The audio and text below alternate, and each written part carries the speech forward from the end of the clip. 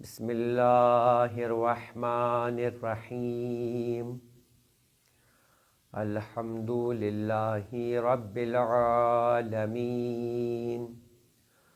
وہو احسن الخالقین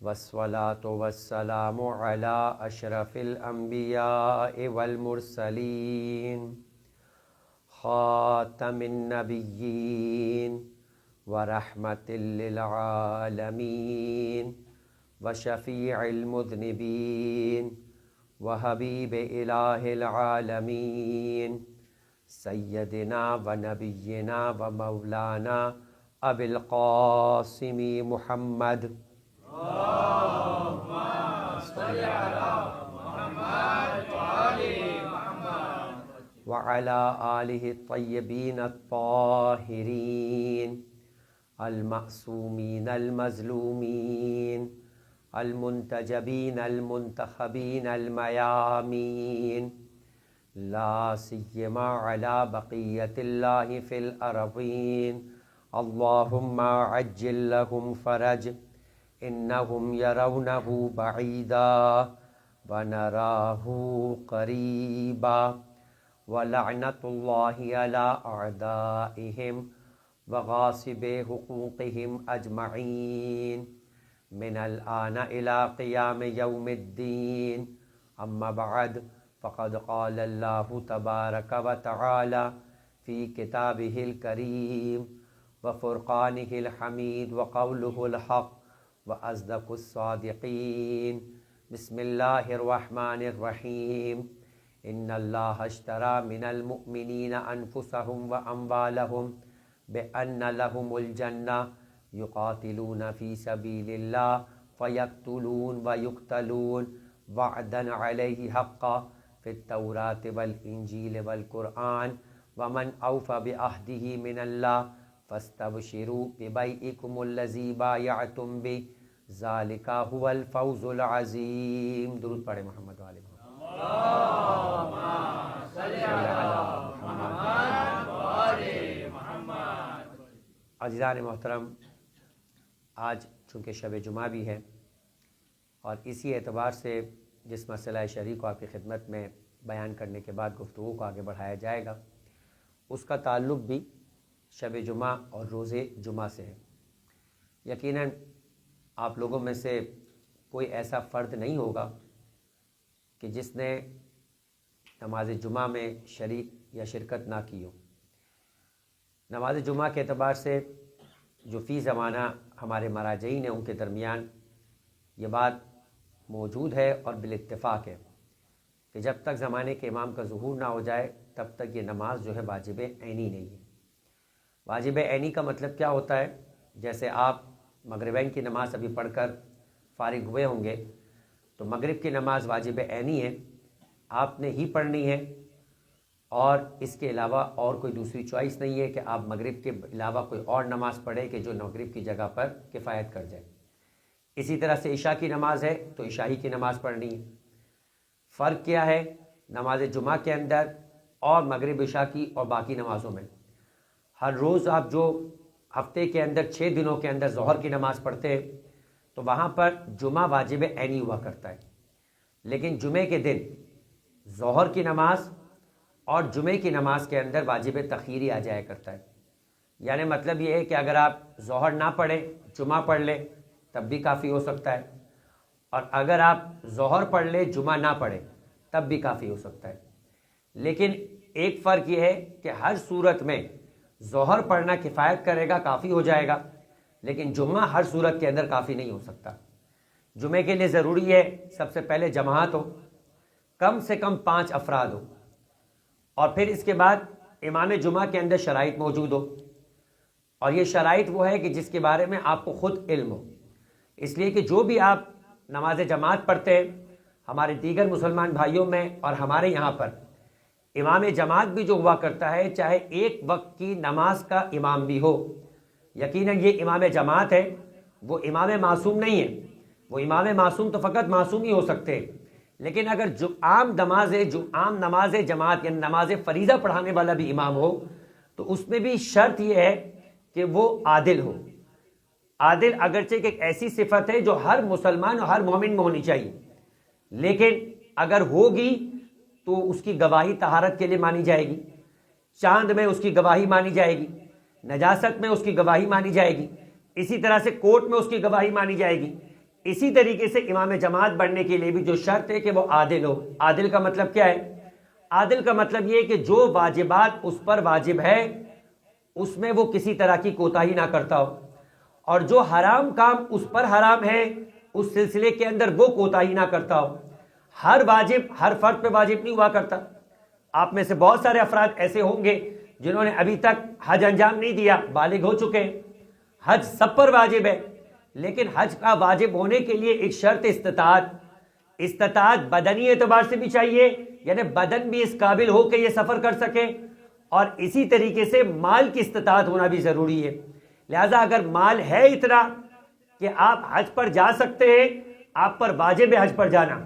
حتیٰ یہ کہ اگر آپ کے پاس مثال کے طور پر، یہ اگزامپل ہے سمجھانے کے لیے، ہر فرد کی اپنی اگزامپل بنے گی، آپ کی ضرورت 2 کمرے کے گھر کی ہے، آپ کے پاس 3 کمرے کا گھر ہے، آپ کہہ رہے ہیں کہ ہم بڑا گھر نہیں لے سکتے، مگر آپ کی ضرورت 2 کمروں کے اندر پوری ہو جاتی ہے، آپ پر واجب ہے کہ آپ اپنا گھر بیچیں اور بیچ کر حج کرنے جائیں۔ ایک خاتون ہے جس کے پاس مثال کے طور پہ اس کی شادی ہوئی ہے، اسے اپنے سسرال سے بھی زیور ملا ہے، اسے اپنے میکے سے بھی زیور ملا ہے، اور خود اس کی بھی اپنی مثال کے طور پہ کوئی سیونگ ہے جس سے زیور لیا ہے، اس کی شان کے مطابق، اس کی ضرورت کے مطابق اس کے پاس 3 سیٹ ہونے چاہیے، 4 سیٹ ہے، 5 سیٹ موجود ہے، واجب ہے کہ جو اضافی سیٹ ہے اسے بیچ کر حج پر جائے۔ اور زیادہ سخت مسئلہ ہے کہ اگر مثال کے طور پہ خاتون ہے، شادی ہو گئی ہے، مہر اس کا طے قرار پایا ہے، مثال کے طور پہ کھوجوں کے اندر جو عام طور پہ کراچی کے طریقہ کار ہے کہ 5 تولہ ہوا کرتا ہے، 5 تولہ حج کے واجب ہونے کے لیے کافی ہے۔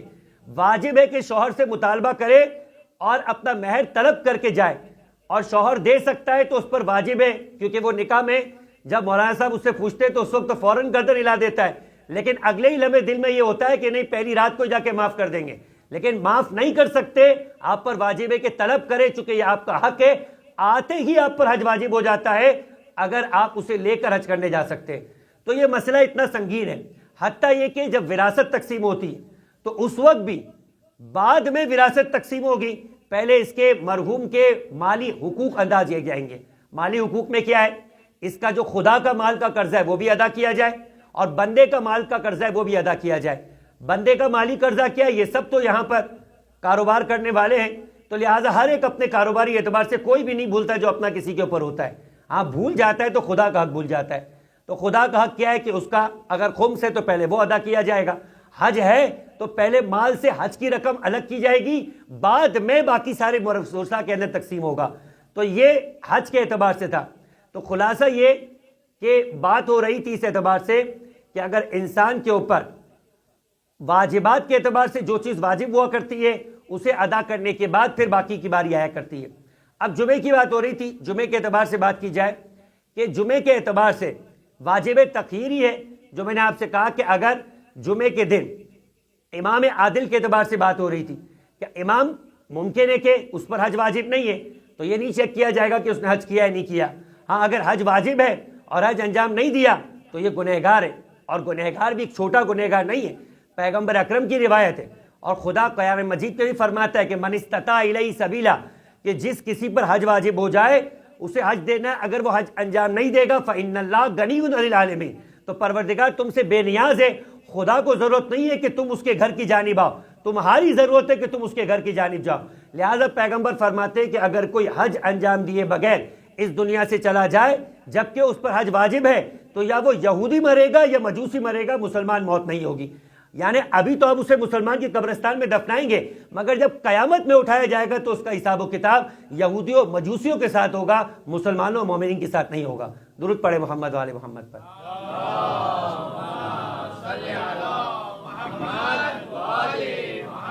اور اتنا سخت مسئلہ ہے کہ اگر زندگی میں ایک مرتبہ کسی کے پاس اتنی رقم آ گئی کہ حج واجب ہو گیا، پھر چاہے فقیر ہو گیا، یعنی یہ نہیں ہو رہا کہ ٹھیک ہے حج کے اعتبار سے فقیر نہیں، اپنی زندگی میں بھی فقیر ہو گیا، قرضہ لے کر بھی اسے حج کرنے جانا پڑے گا، اس لیے کہ ایک مرتبہ واجب ہونے کے بعد پہلی دفعہ قرضہ لے کر حج کرنا واجب نہیں ہے، لیکن اگر ایک مرتبہ واجب ہو گیا تو قرضہ لے کر بھی حج کرنا واجب ہے، اس لیے کہ اور اگر اسی طریقے سے یہ مر گیا تو جو اس کے بیٹے پر واجبات واجب ہے اس کے اعتبار سے بھی اس کی ذمہ داری بن جائے گی۔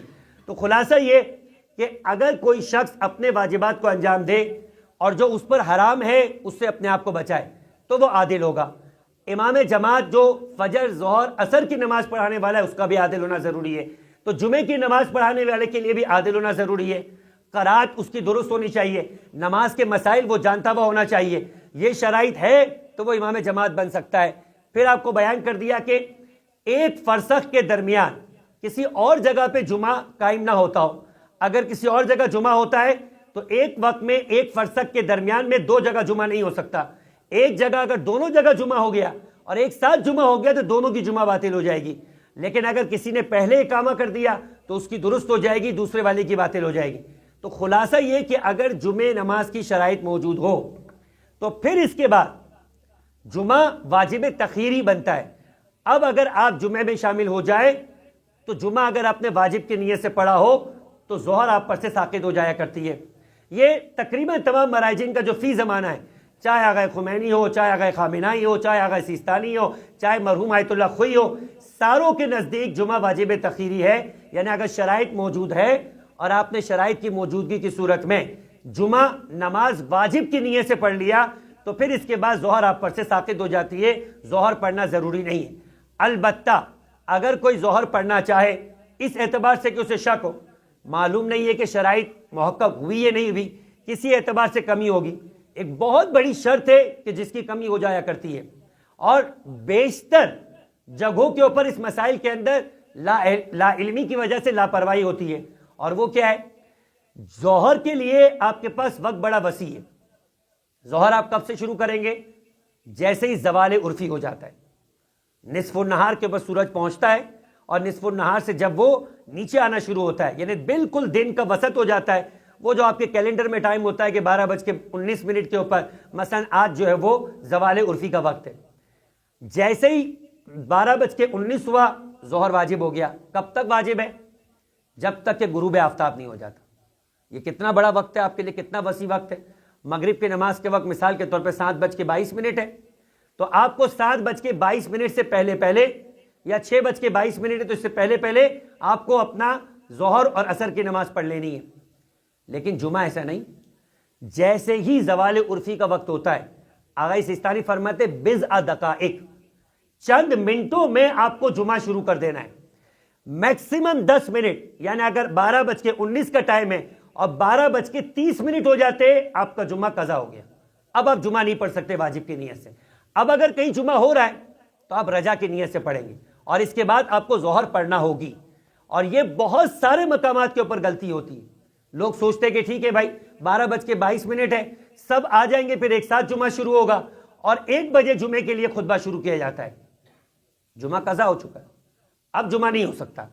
اب جو جمعہ آپ پڑھ رہے ہیں یہ صرف اور صرف رسماً ایک کلچرل جمعہ پڑھ رہے ہیں، ورنہ شرعی اعتبار سے جمعے کا وقت ختم ہو چکا ہے۔ اچھا، ابتدا کا بھی وقت ہے، اختتام کا بھی وقت ہے۔ مطلب کیا ہے؟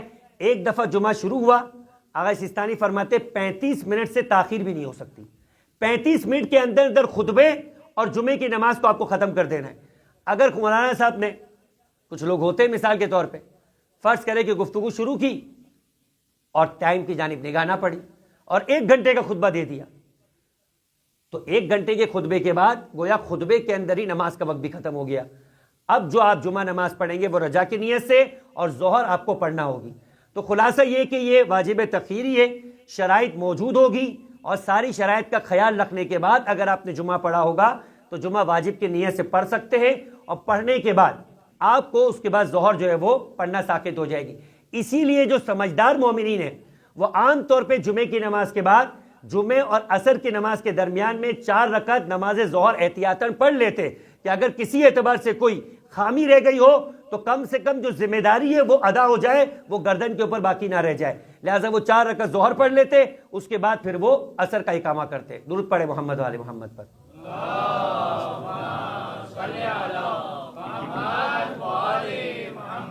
اور شب جمعہ ہی جمعے کے اعتبار سے اہمیت کے پیش نظر مختصراً صحیح مگر وہ مسئلہ بھی بیان کر دیا جائے کہ دیکھیں عام زندگی کے اندر قانون یہ ہے کہ آپ وضو جب کریں گے وضو نور ہے، اور وضو کرنے کی خصوصیت یہ ہے کہ جب آپ باوضو رہتے ہیں تو آپ کے گرد جس طریقے سے آپ نے روشنی دیکھی ہوگی کہ جہاں کہیں لائٹ روشن ہو جائے تو لائٹ کے اطراف کے اندر ایک روشنی کا حالہ بن جاتا ہے، اس کی ایک اپنی رینج ہوتی ہے، اس رینج کے اندر آپ کو روشنی گول دائرے کے اندر نظر آ رہی ہوتی ہے۔ کہا جو وضو کرنے والا ہے اس کے جسم سے پروردگار عالم اس انداز سے روشنی بناتا ہے کہ وہ روشنی کا حالہ اس کے گرد آ جایا کرتا ہے نور، اور جتنا وہ باوضو رہتا ہے اتنے عرصے تک اس کے پاس شیطان کی پہنچ دور رہتی ہے، اور پھر اس کے بعد جتنا انسان باوضو رہے گا اتنا اس کی روزی میں برکت آئے گی، جتنا باوضو رہے گا اتنا شیطانی خیالات اور وسوسے سے اپنے آپ کو بچا سکے گا۔ اور فرمایا کہ وضو ایک ایسی عبادت ہے کہ اگر وضو پر وضو کیا جائے تو یہ نور علی نور ہو جایا کرتا ہے، لیکن غسل ایسی عبادت نہیں۔ غسل میں یہ نہیں ہو سکتا کہ آپ کہیں کہ بھئی وضو میں کتنے اعضاء کو دھونا ہے، چہرہ دھونا ہے، ہاتھوں کو دھونا ہے، کلائی سے لے کے انگلیوں کے سرے تک، سر و پیر کا مسا ہے۔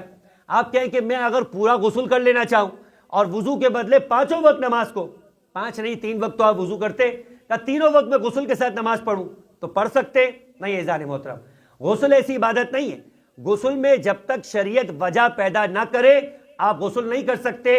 وضو آپ ہر وقت کر سکتے، وضو پر وضو بھی کر سکتے، بلکہ مستحب ہے کہ اگر آپ نے مثال کے طور پر 4 بجے 5 بجے وضو کر لیا، مغرب کی نماز کا وقت آ گیا، شریعت کہتی ہے کہ تجدید وضو کر لو۔ تجدید وضو کرنا مستحب ہے، حتیٰ یہ کہ وضو کے سلسلے میں روایت کہ جب تم سونے جا رہے ہو تو اپنے بستر پہ جانے سے پہلے وضو کرو، اگرچہ کہ سو جانے سے وضو باطل ہو جاتا ہے، لیکن جو باوضو ہو کر سوتا ہے خدا اس کے بستر کو مسجد بنا دیا کرتا ہے، وہ ساری رات جاگ کر عبادت کرنے کا ثواب حاصل کیا کرتا ہے۔ درود پڑھے محمد و آل محمد پر۔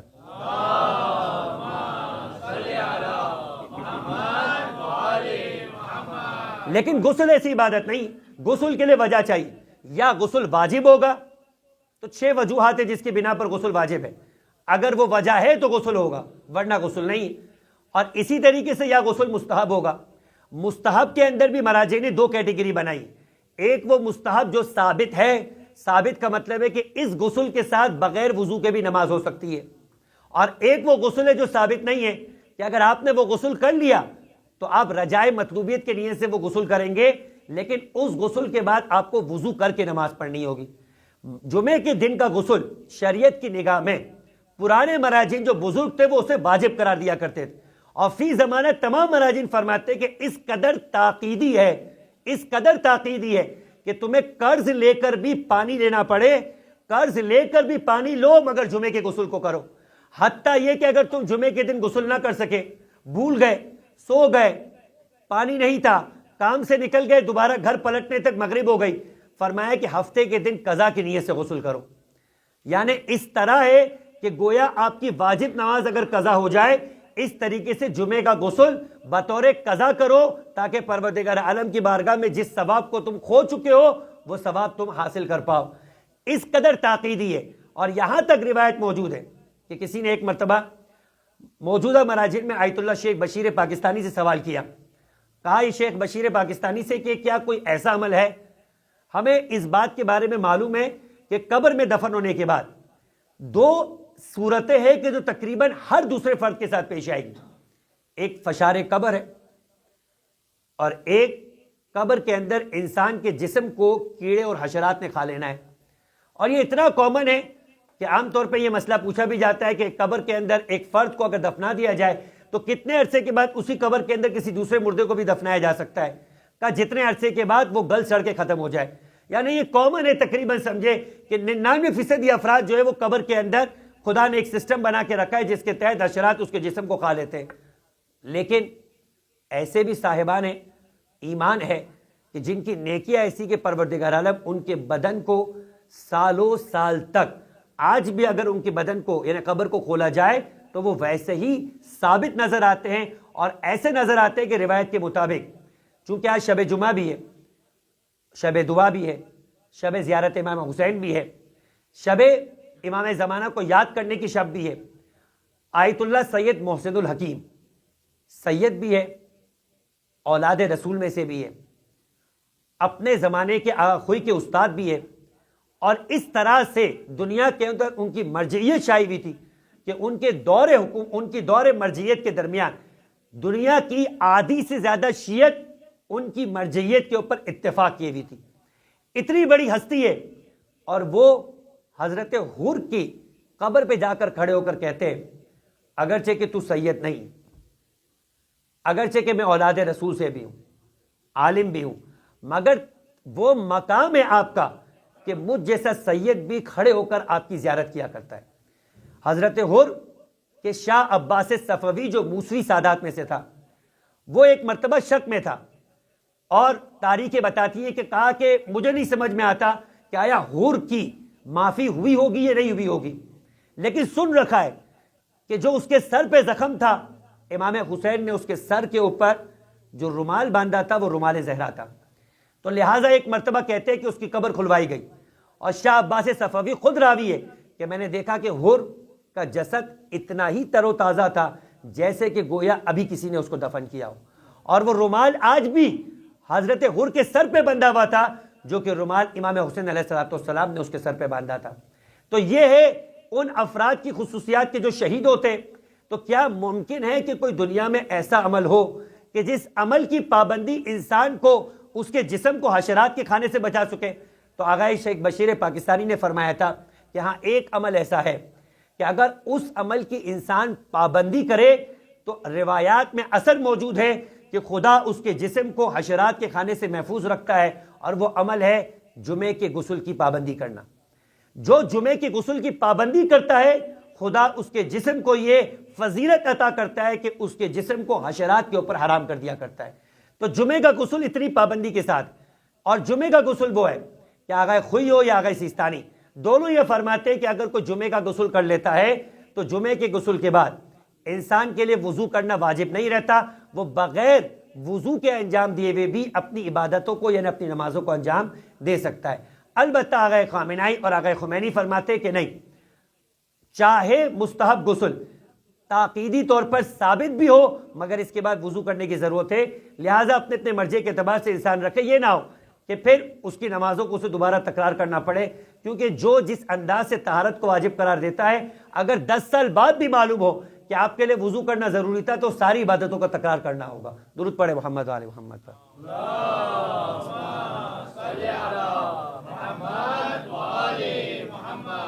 عزیزان محترم، مسائل شرعی بیان کرنے کے بعد میں چاہتا ہوں کہ آج چونکہ شب جمعہ ہے تو شب جمعہ کے حوالے سے بھی کچھ بات ہو جائے، پھر اپنی گفتگو کی طرف آگے بڑھیں. شب جمعہ عزیزان محترم، پیغمبر اکرم حضرت محمد مصطفیٰ صلی اللہ علیہ وآلہ وسلم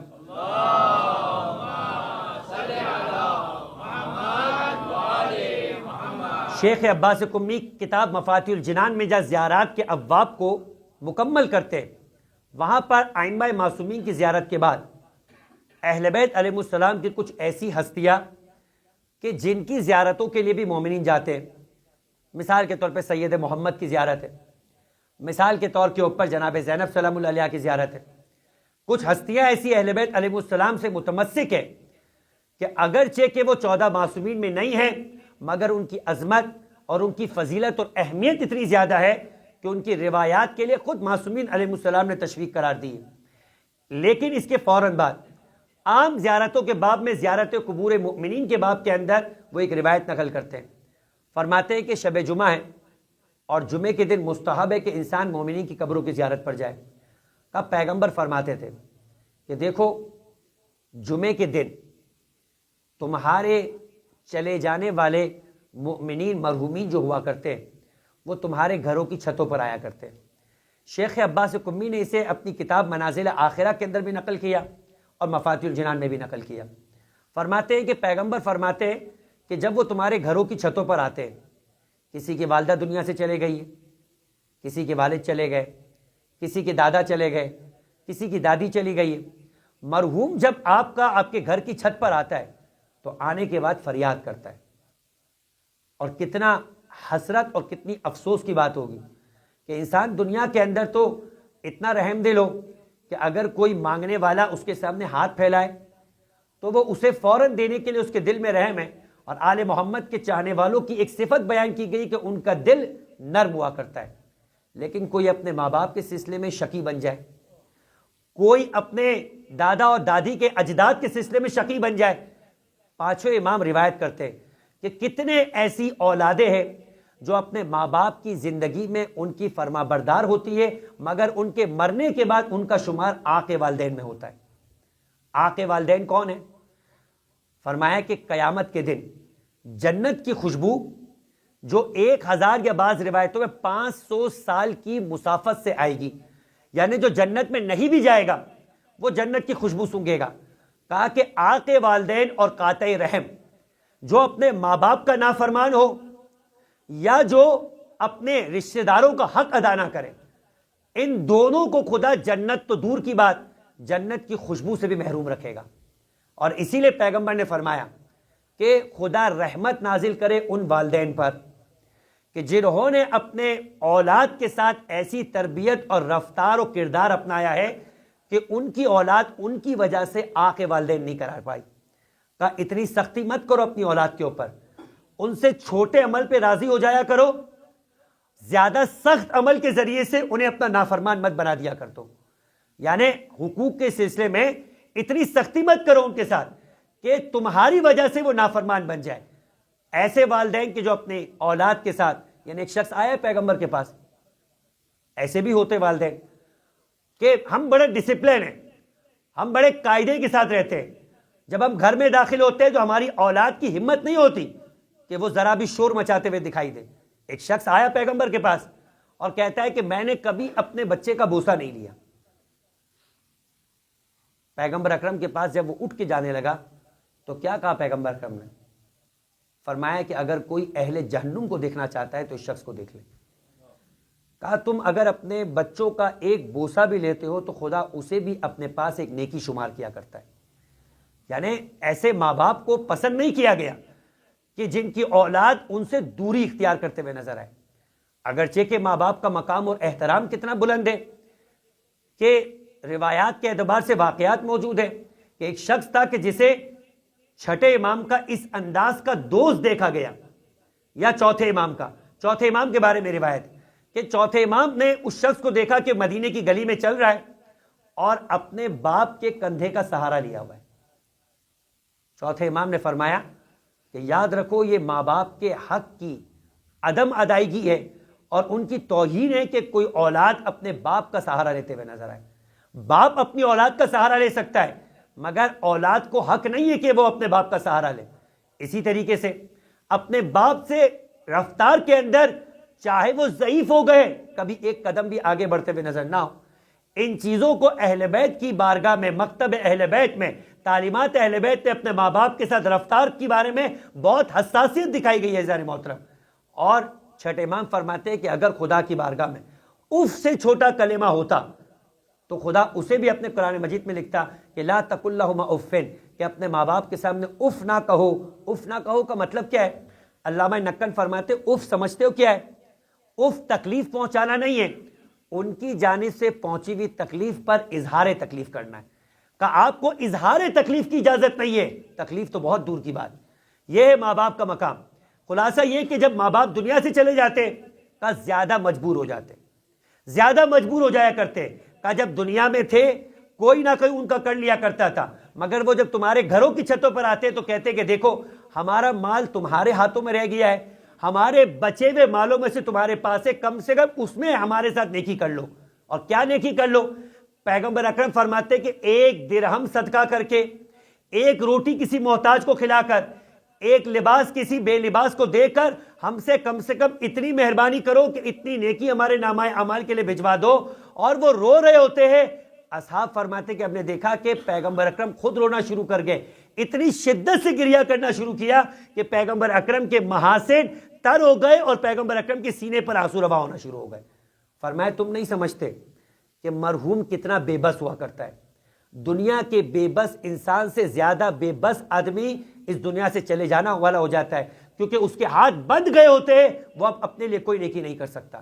کہا جب تمہاری جانب سے نیکی ہوتی ہے تو کیا ہوتا ہے؟ کہا اسے ایک نور کے طبق میں، ایک نور کے تھال میں لے کے جایا جاتا ہے اور فرشتہ لے کے اس کی قبر کے پاس جاتا ہے. اس کی قبر کے پاس لے جا کر کہتا ہے کہ تمہارے فلاں رشتہ دار نے بھجوایا ہے. کہ جیسے ہی وہ اس کی قبر میں داخل ہوتا ہے پہلی چیز جو خدا اسے عطا کرتا ہے اس کی قبر کو کشادہ کرتا ہے، اس کے رہنے کے لیے آسانی ہو جایا کرتی ہے، اور پھر اس کے بعد اگلا اس کے نعمۂ اعمال میں اضافہ ہوتا ہے۔ کہا صرف پڑھنے والے کو، نیکی کرنے والے نے جس کے لیے نیکی اس کو فائدہ نہیں ہوتا، کہا قیامت کے دن جو مرحوم کے ساتھ نیکی کرتا ہے اس دن عرش خدا کے سائے میں، کہ عرش خدا کے علاوہ کوئی سایہ نہیں ہوگا، جو مرحومین کے ساتھ نیکی کرتا ہے خدا اسے قیامت کے دن عرش خدا کے سائے میں رکھے گا۔ درود پڑھے محمد والے محمد پر۔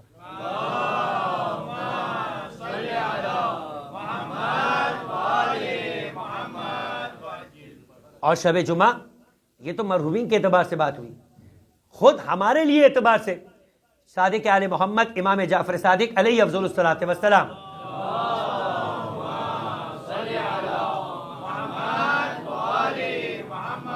فرماتے ہیں کہ قیامت کے یعنی آسمان کا جو فرشتہ ہے، شب جمعہ پروردگار عالم اس کو حکم دیتا ہے کہ وہ آسمان دنیا پر آ جائے۔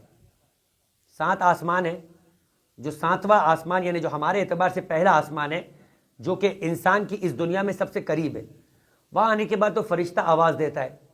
کب تک؟ کا جمعرات کے دن عصر کے وقت سے لے کر جمعے کے دن طلوع فجر تک۔ کیا کہتا ہے کوئی تم میں سے ایسا جو گنہگار ہے، اپنے گناہوں کو معاف کروانا چاہتا ہے تو دعا کرے، میں آج کی شب خدا کی جانب سے تمہارے گناہوں کی معافی کے لیے آیا ہوں۔ پھر اس کے بعد کہتا ہے کہ ہے کوئی تم میں سے جو بیمار ہے اور اپنی شفا یابی چاہتا ہے تو مجھ سے دعا کرے، میں پروردگار عالم کی بارگاہ میں اس کو شفا دینے کے لیے آیا ہوں۔ ہے کوئی جو تم میں سے جس کی رزق کی تنگی ہو چکی ہے، وہ دعا کرے، پروردگار عالم شب جمعہ مجھے حکم دیتا ہے کہ میں اس کی رزق کی تنگی کو دور کر دوں۔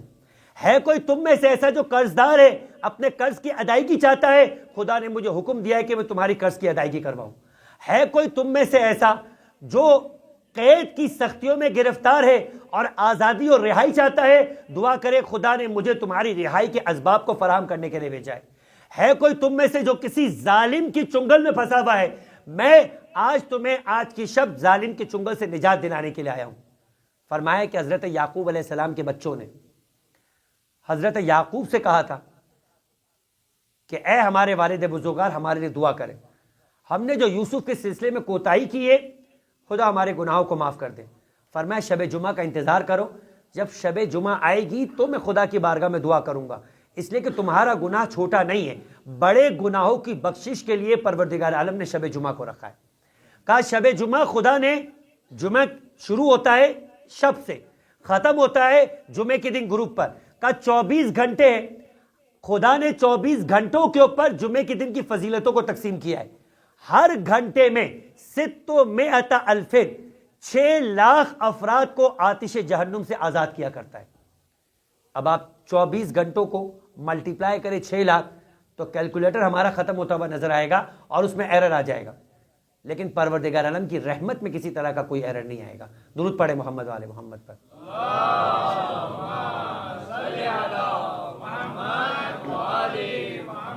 اور ایک نسخہ بتاؤں عزیزان محترم، اور جن لوگوں نے عبداللہ ابن مسعود کے بارے میں کہتے ہیں کہ خلیفہ ثالث کے ذریعے سے ان کے پاس پیغام آیا، میں نے کل آپ کی خدمت میں عرض کیا تھا کہ طلحہ و زبیر امیر کائنات نے عجیب ان کے بارے میں جملات کہے، کہا وہ جو رسول کے چہرے سے تکلیفوں کو دور کرنے والی تلوار تھی۔ جب زبیر کی تلوار کو دیکھا، امیر کائنات کی فوج میں سے، امیر کائنات سے بغیر اجازت لیے ایک گروہ نکلا تھا جس نے جا کے زبیر کو قتل کیا تھا۔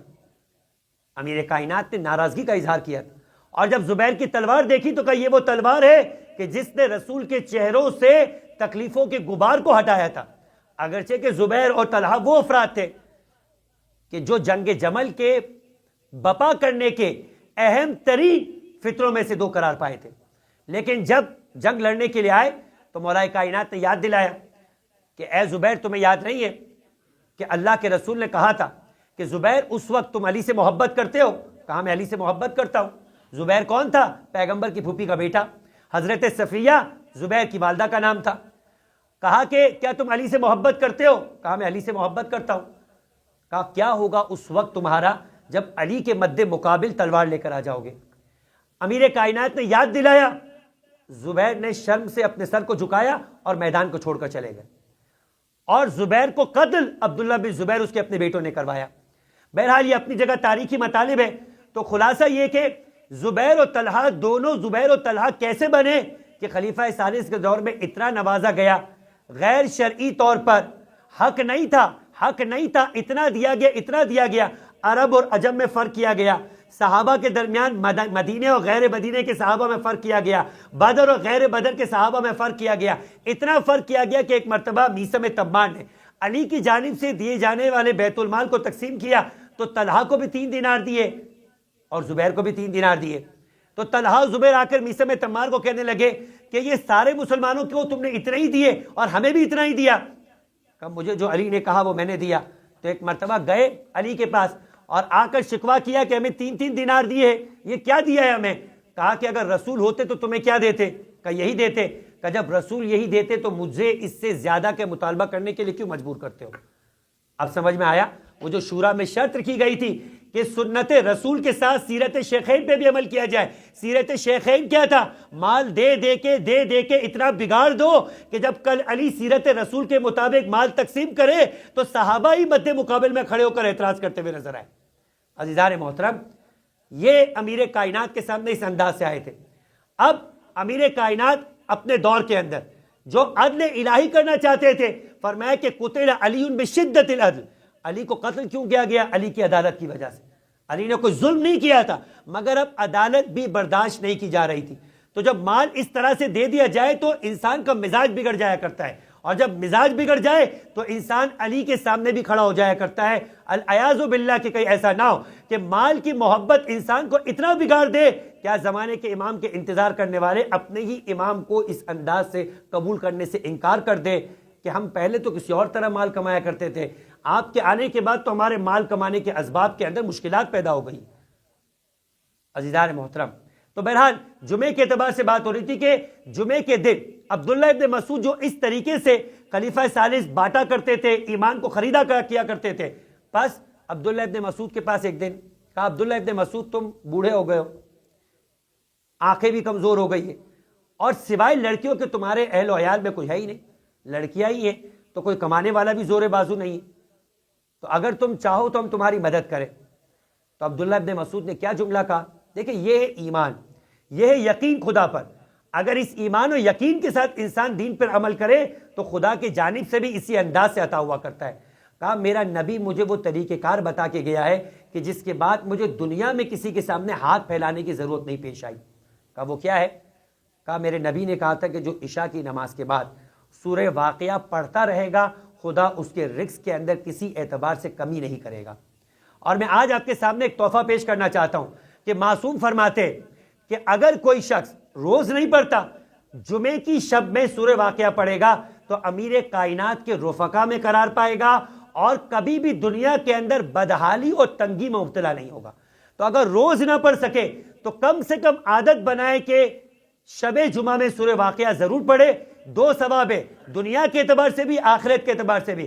آخرت کے اعتبار سے امیر کائنات کے ساتھیوں میں قرار پائے گا، دنیا کے اعتبار سے کبھی بدحال نہیں ہوگا۔ درود پڑھے محمد آل محمد پر۔ اللہم صلی علی محمد و آل محمد۔ عزیزان محترم، شب جمعہ ہے، ایک اور گفتگو کر کے اب منزل مصائب پہ آنا ہے، اور وہ یہ کہ شب جمعہ حاجی علی بغدادی کا واقعہ ہے، اور چونکہ یہ ایام عزا بھی ہے، اس اعتبار سے بھی بہت مناسب ہے۔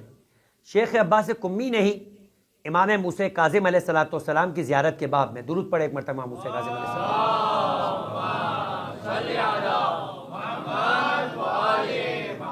کی زیارت کے باب کے اندر یہ واقعہ نقل کیا اور فرمایا کہ نجم الثاقب کے اندر میرے استاد نے اس واقعے کو نقل کیا ہے۔ شیخ عباس قمی کے استاد نے، استاد اور شاگرد دونوں کی قبریں امیر کائنات کے حرم میں، یعنی خدا نے انہیں یہ شرف بھی عطا کیا۔ فرماتے شیخ عباس قمی کہ میرے استاد اس واقعے میں نقل کرتے ہیں کہ ایک انتہائی دیندار اور انتہائی صاحب تقوی مومن تھا جس کا نام حاجی علی بغدادی تھا۔ وہ کہتا ہے کہ میں اپنے کام سے نکلا، جو مجھ پر واجب تھا امام کا مال میں نے وہ نجف میں دیا، اس کے بعد میں واپس آیا بغداد میں دیا۔ دونوں جگہ پر ایک ایک مرجے تھے، میں نے دونوں جگہ پر جانے کے بعد اپنا کچھ سہم امام ان کو دیا، کچھ ان کو دیا، اور پھر اس کے بعد میں امام موسیٰ کاظم کی زیارت پر گیا۔ اور عصر کے ٹائم پر جو میرا کاروبار تھا، طریقہ کار یہ تھا کہ میں جمعے کے دن، شب جمعہ جمعرات کے دن عصر کے ٹائم پہ پورے ہفتے کی مزدوری اپنے یہاں پر کام کرنے والے مزدوروں کو دیا کرتا تھا۔ لہٰذا میں جلد چاہتا تھا کہ بغداد پہنچوں اور جانے کے بعد اپنے پاس کام کرنے والے مزدوروں کی مزدوری ادا کروں۔ راستے میں میری ایک سید سے ملاقات ہوئی، وہ سید کہ جن کا چہرہ اس قدر نورانی تھا اور نشانی ان کی یہ تھی کہ ان کے دائیں گال کے اوپر ایک تل تھا اور انہوں نے سبز امامہ پہنا ہوا تھا۔ کہ میں پہچان نہیں پایا کہ زمانے کے امام۔ کہا کہ اے شیخ کیا میرے ساتھ چلو گے؟ آج شب جمعہ آنے والی ہے، ہم چلتے ہیں اپنے جد امام موسیٰ کاظم کی زیارت کے لیے۔ کہا میں سمجھ نہیں پایا کہ وہ اپنا جد کہہ رہے ہیں۔ سید کوئی بھی ہو اپنا جد کہہ سکتا ہے امام موسیٰ کاظم کو۔ پھر اس کے بعد کہنے لگے کہ میں زیارت کر چکا ہوں مگر مجھے اب دیر ہو رہی ہے، اس لیے میرے سید و سردار میں اب نہیں پلٹ سکتا۔ فرمایا کیا نہیں چاہتے ہو کہ تم اپنے لیے گواہ بناؤ کہ تم ہمارے چاہنے والوں میں سے ہو اور تم اسی کی گواہی لینے کے لیے اپنے شیخ کے پاس بھی جا رہے تھے؟ کہا انہوں نے اشارہ کیا اس بات کی جانب کہ ہر فرد، آپ نے دیکھا ہوگا کہ کچھ لوگ ایک شہادت نامہ تیار کرتے ہیں اپنی زندگی میں ہی، متقی افراد سے، بزرگان سے، علماء سے اور صاحبان علم سے، صاحبان تقوی سے، کہتے ہیں 40 افراد اگر گواہی دے دے کہ کوئی مرنے والا جس کے کفن کے اندر یہ شہادت نامہ موجود ہو، یا 40 مومنین یہ کہہ دے جو نماز میت کے اندر بھی کہتے کہ اللہم انا لا نعلم منہ الا خیرا منہ الا خیرا، کہ میں نے اس سے سوائے خیر کو کچھ نہیں قرار دیکھا، تو پروردگار عالم اپنے اس بندے کو اس 40 مومنین کی گواہی کے صدقے کے اندر معاف کر دیا کرتا ہے۔ تو اس انداز سے وہ یہ گواہیوں کو لکھوایا کرتے تھے۔ کہا مجھے اس طرح مخاطب کیا کہ میں اپنی دل کی وہ بات کہ جو میں نے ان سے بیان نہیں کی تھی مجھے بیان کر دی، مگر یہ متوجہ نہیں ہوا۔ کہ یہی گفتگو ہو رہی تھی اور مجھے لے کر ایک مرتبہ وہ کاظمین چلے گئے امام موسیٰ کاظم کی زیارت میں۔ کہ راستے میں نے ان سے سوال کیا۔ سوال کیا کیا؟ فرمایا کہ میں نے ذاکرین سے سنا ہے، روزہ خواں کہتے ایران کے اندر وہ کہ جو امام حسین علیہ السلام کے مصائب پڑھا کرتا ہے۔ کہ میں نے روزہ خوانوں سے سنا ہے، کیا یہ روایت صحیح ہے کہ سلیمان ابن اعمش، انشاءاللہ اسی ہستی سے متعلق ایک اور واقعہ بھی اگلی گفتگو میں آئے گا کہ سلیمان اعمش ایک انتہائی معتبر راوی ہے اور وہ راوی اس بات کو نقل کرتا ہے، اور یہ بات کی جا رہی ہے حاجی علی بغدادی کی طرف سے زمانے کے امام سے۔ کیا یہ روایت صحیح ہے؟ سلیمان ابن اعمش یہ کہتا ہے کہ میرے پاس میرا پڑوس، میں اپنے پڑوس میں گیا، میں نجف میں تھا، اپنے پڑوس میں جانے کے بعد میں نے اس سے کہا کہ آج شب جمعہ ہے، کیا میرے ساتھ زیارت امام حسین کے لیے چلو گے؟ آج شب جمعہ ہے، اور اس دن بھی شب جمعہ تھا کہ جس دن سلیمان اعمش روایت کرتے ہیں کہ میں نے اپنے پڑوسی کو یہ کہا کہ کیا میرے ساتھ کربلا چلو گے زیارت امام حسین کے لیے؟ تو وہ ایک ناسبی شخص تھا، کہنے لگا کہ میں کسی بھی بدعت کے یا بدعتی کام کو انجام نہیں دیا کرتا۔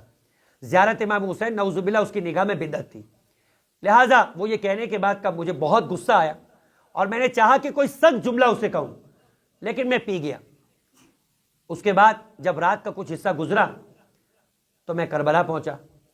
کربلا پہنچا تو میں نے دیکھا کہ صحن امام حسین کے اندر وہی شخص سجدے میں موجود ہے، زاروں قطار گریا کر رہا ہے۔ میں حیران ہو گیا کہ یہ شخص جو تھوڑی دیر پہلے یہ مجھے کہہ رہا تھا کہ بدعت ہے، اور اس کے بعد مجھ سے پہلے کربلا پہنچا ہوا ہے۔ میں نے ایک مرتبہ اسے اٹھایا اور کہا کہ یہ کیا معاملہ ہے تمہارا؟ کہا جب میں نے تم سے یہ کہا تو اس کے بعد میں جا کر اپنے گھر میں سو گیا تو میں نے خواب میں دیکھا۔ اب جو روایت نقل ہے سلیمان اعمش کی، کیا کہتے ہیں؟ سلیمان کہتے ہیں کہ حاجی علی بغدادی زمانے کے امام سے روایت نقل کر رہے، کیا کہہ رہے کہ سلیمان کہتا ہے کہ شخص نے یہ کہا کہ میں نے خواب میں دیکھا ہے کہ آسمان سے ایک سواری اتر رہی ہے، اس سواری کے اوپر ایک ہودج ہے، جس ہودج سے نور نکل رہا ہے، اور اس ہودج سے ایک رکا ہے، ایک رکا یہ ہزاروں رکے جو زمین کے اوپر گر رہے۔ میں نے ایک مرتبہ وہاں پر نورانی شخصیات موجود تھے، اس سے پوچھا کہ یہ کیا ماجرا ہے، یہ کس کی سواری ہے؟ کہ آسمان سے آج امام حسین علیہ السلام کی والدہ اور ان کی والدہ کی والدہ یعنی جناب خطیۃ الکبریٰ سلام اللہ علیہا اور سیدہ فاطمہ حضرت فاطمہ الزہرا سلام اللہ علیہا، درود پڑھے محمد والے،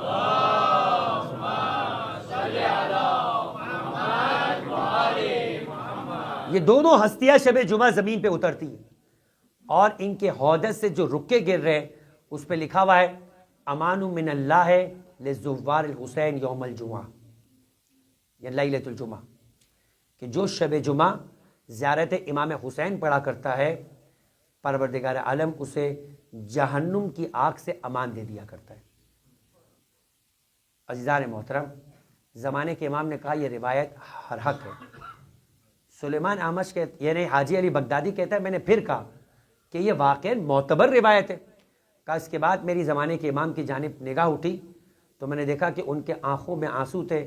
فرمائے یہ معتبر ہے اور خدا ہر اس شخص کو شفا عطا کرے گا، ہر اس شخص کو نجات عطا کرے گا کہ جو شب جمعہ قبر حسین کی زیارت کو جائے گا۔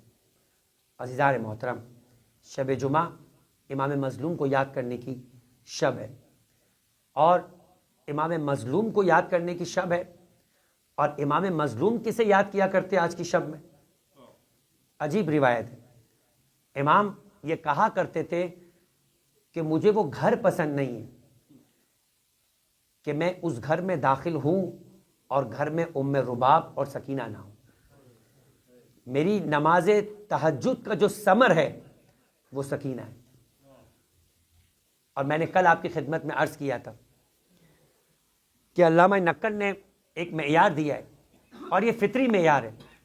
کہا کہ کربلا کے اندر، میں نے کل آپ کی خدمت میں عرض کیا تھا کہ ایک بڑی مصیبت پیاس تھی۔ کہا کہ اس کی پیاس کی شدت یا اس کی پیاس کی جو مصیبت ہے اور امتحان ہے اتنی زیادہ بڑھی ہوئی تھی کہ جو جتنی تاخیر کے ساتھ شہید ہوا۔ اور کربلا کے اندر شہید ہونے والوں کے اندر جو سب سے زیادہ پیاسا تھا وہ سید الشہداء امام مظلوم تھے۔ لیکن عزیزان محترم، علامہ نقل فرماتے ہیں کہ یہ بتاؤ کہ سکینہ کب تک پیاسی رہی؟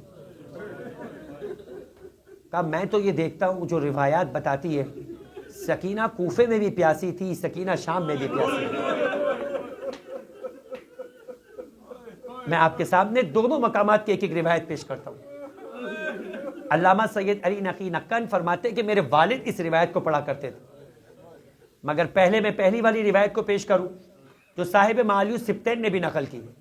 کہا کہ جب کوفے میں داخل ہوئے نا تو کوفہ تو چاہنے والوں کا شہر تھا، جن لوگوں نے ساتھ نہیں دیا تھا، جو کسی بھی طرح سے مجبور تھے، کا کوفہ وہ تھا۔ جب کوفے میں یہ اسیروں کا قافلہ داخلہ ہوا تو کوفے کی جو مومنہ خواتین تھی انہوں نے سیاہ لباس پہنا ہوا تھا، وہ اپنے چہرے کو پیٹ رہی تھی، وہ گریہ کر رہی تھی۔ کہ ایسے میں کہتے کہ ام حبیبہ نام کی خاندان اہل بیت کی ایک کنیز تھی جسے یہ ماجرا پتہ نہیں تھا، کہنے لگی کہ مجھے میرے پڑوس کی خواتین نے کہا کہ چند باغیوں کو صحرا کے اندر گرفتار کر کے مار دیا گیا ہے اور اب ان کے گھروں کو، ان کے باقی اسیروں کو لے کر لایا جا رہا ہے، چلو ہم چھت پر چلتے اور چھت پہ چل کے ان کا تماشا دیکھتے ہیں۔ کہا کہ مجھے میرے آقا اور سید و سردار نے کہا ہے کہ کبھی کسی مظلوم و غریب کا تماشا مت دیکھو، لہٰذا میں کسی مستم رسیدوں کا تماشا نہیں دیکھنا چاہتی۔ کہا اچھا تماشا مت دیکھو مگر یہ تو دیکھ لو کہ وہ ہے کون۔ کہا میں مجبور ہو کر ایک مرتبہ چھت پہ گئی، کہا میں نے عجیب قافلہ دیکھا، یہ قافلہ ان خواتین کا تھا جن کے ہاتھ پسے گردن سے بندھے تھے، اور پھر کہا کہ میں یہ دیکھ رہی تھی کہ آگے آگے ایک جوان ہے جو جوانی میں بوڑھا ہو چکا ہے، جو اس قدر لاغر ہے کہ اس کے پاؤں میں بیڑیاں ہے اور پاؤں میں بیڑیوں سے خون رس رہا ہے۔ کہا اس کا سر جھکا ہوا ہے، کہا اس کے پیچھے ایک بیوی ہے کہ جس کے ہاتھ پسے گردن سے، جس کی گود میں ایک بچی ہے، جو کہ جس کے گال پر تماچوں کے نشان ہیں، جس کے کانوں پہ خون جمع ہے، اور وہ ایک مرتبہ کہہ رہی ہے کہ پھوپھی اماں یہ تو ہمارے دادا کا شہر ہے، کیا یہاں بھی ہمیں کوئی پانی نہیں پلائے گا؟ ام حبیبہ کہتی ہے کہ مجھ سے رہا نہ گیا، میں نے کوزے میں پانی لیا، میں دوڑتے ہوئے نیچے اتری اور دوڑ کے ایک مرتبہ اٹھ کے قریب گئی اور کہا بچی پانی پی لے۔ میں نہیں جانتی تھی کہ یہ کون ہے۔ کہا بس اتنا کرنا، میں نے اپنے سید و سردار سے سنا ہے کہ جو کوئی مظلوم اگر کوئی دعا کرتا ہے تو خدا اس کی دعا قبول کرتا ہے، بس مجھے لگا کہ تم مظلوم ہو، ستم رسیدہ ہو، پانی پی لو پھر میرے لیے دعا کرنا۔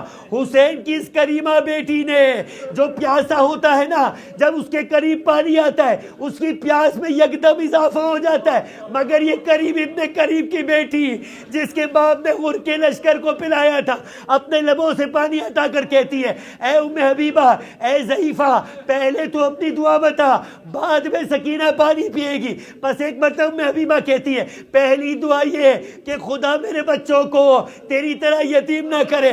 عجب نہیں ہو کہ سکینہ کا دل ٹوٹا ہو، کربلا کی طرف رک کر کے کہا بابا آپ کی سکینہ مثال بن گئی ہے، اور لوگ کہتے ہیں کہ دنیا میں کوئی سکینہ کی طرح یتیم نہ۔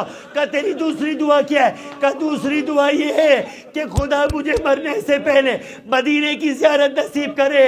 کہتے ہیں کہ ایک مرتبہ سکینہ نے ننھے ہاتھوں کو اٹھایا، دعا کی، مگر زینب نے دیار غیر میں ارے جب اپنے وطن کا نام سنا کہا کہ اے ضعیفہ مدینے جا کر کیا کرے گی؟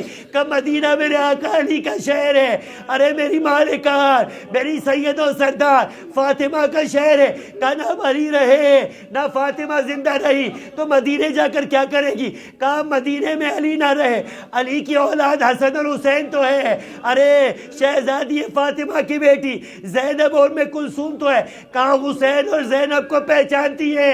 کہا کیسے نہ پہچانوں، میں نے عمر پر ان کی خدمت کی ہے۔ ایک مرتبہ دائیں دیکھا بائیں دیکھا، دیکھا کوئی متوجہ نہیں ہے۔ کہا ام حبیبہ تم نے نہیں پہچانا، ہم تمہارے شہر میں مہمان ہیں، وہ نوکے نیزہ پر تمہارا آقا حسین ہے، اور یہ تمہاری ارے شہزادی زینب تمہارے شہر میں کنیز بنا کے اسیر بنا کے لائے۔ الا ولعنت اللہ علی قوم الظالمین۔